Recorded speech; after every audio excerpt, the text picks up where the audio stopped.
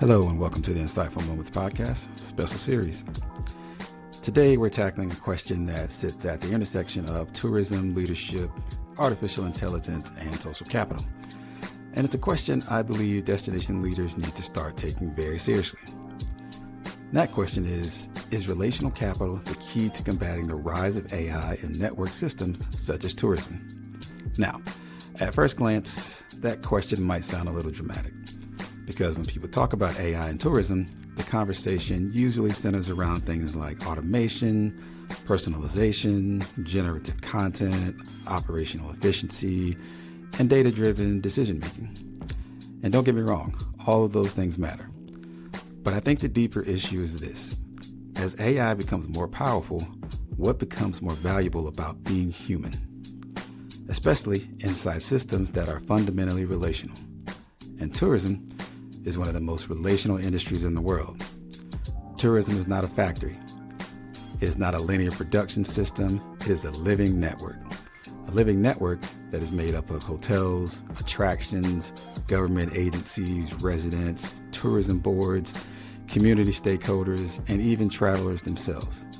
All interconnected. All influencing one another. All adapting in real time. That is what we call a complex adaptive system. And in systems like that, success does not emerge simply from information. It emerges from coordination, from trust, from alignment, from collaboration, and from relationships. And that is why I believe something very important is happening right now.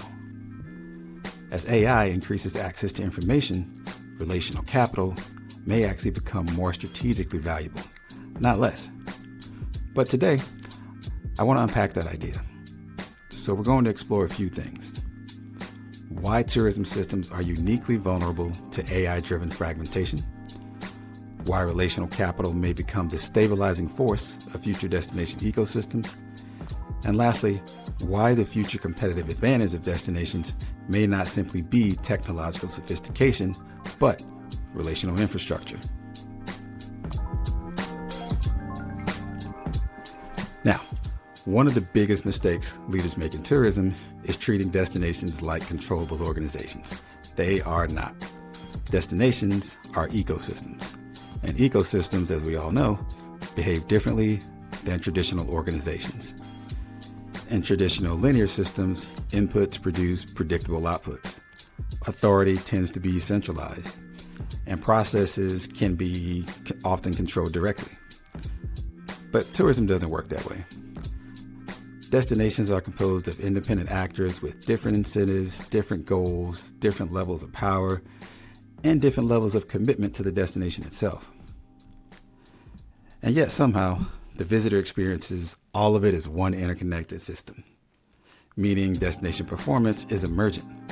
It emerges from interactions between actors, not from centralized control. And that's exactly why social capital matters so much in tourism systems. Because in environments where no single entity controls the entire system, relationships themselves become infrastructure. Most tourism failures are not caused by a lack of data. They're caused by breakdowns in coordination. And by that I mean stakeholders stop collaborating, partners they can disengage, information will become siloed. And as a result, trust deteriorates. These organizations compete rather than cooperate. And community alignment weakens. And then suddenly the ecosystem becomes fragmented. Not because the destination lacked intelligence, but because it lacked coherence. Let me say that one more time for y'all. Not because the destination lacked intelligence, but because it lacked coherence.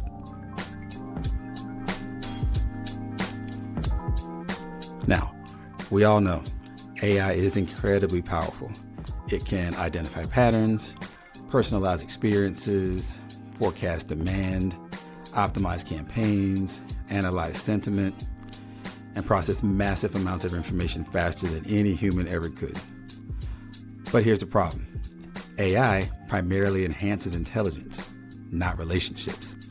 It improves informal efficiency. But tourism systems do not operate solely on information. They operate on trust. And that trust, as we've discussed here before, is relational. There's an assumption that more intelligence automatically creates better systems. But complex adaptive systems don't work like that, because the challenge isn't simply knowing what is happening. The challenge is getting diverse stakeholders to align around what should be done about it. Now, a little bit more about AI.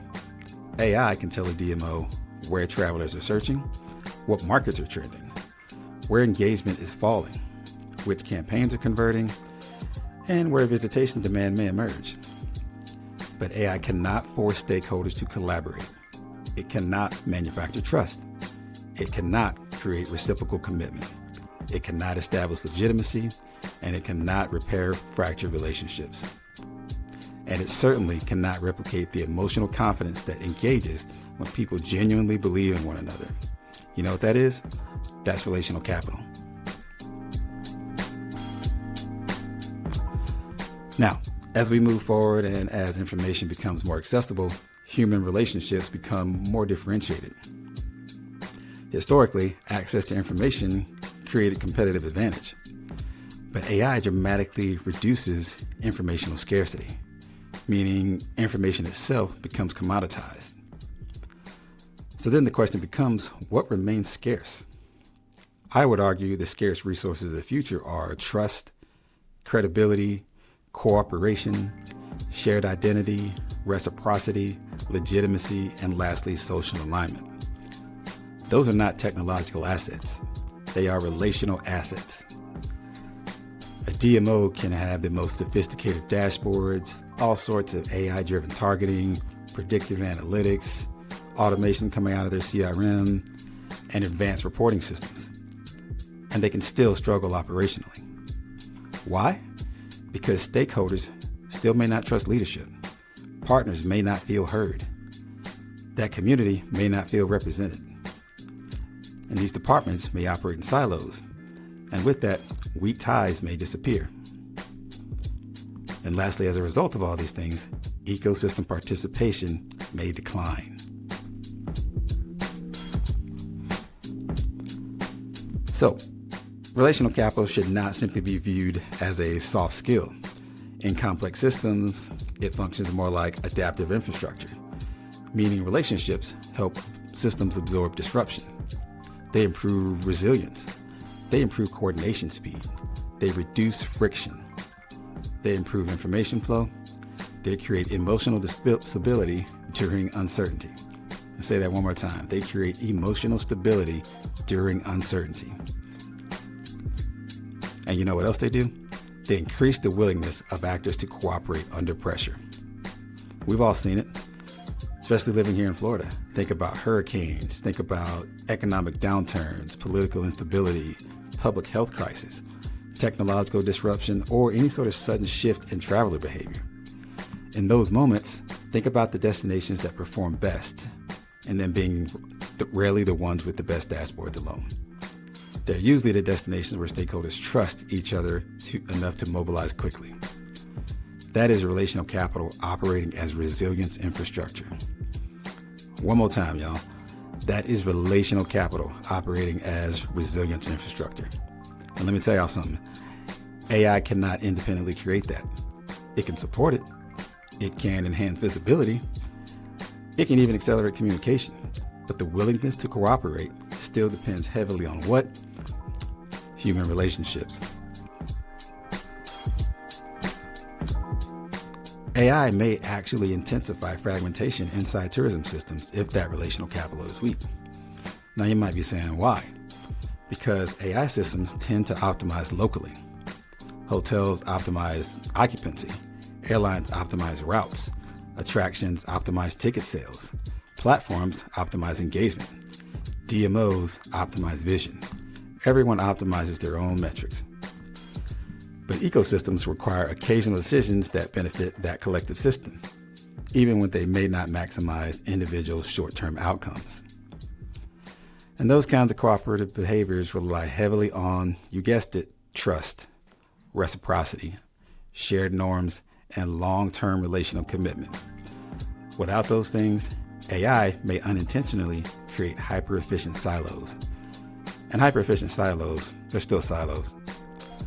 That's why the future of destination competitiveness will increasingly depend on balancing technological intelligence with relational cohesion. Let me repeat that.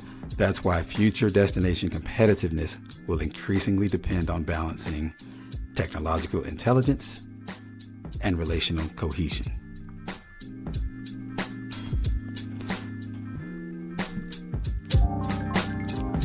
The future destination leader may not simply be a marketer, a strategist, or a technologist.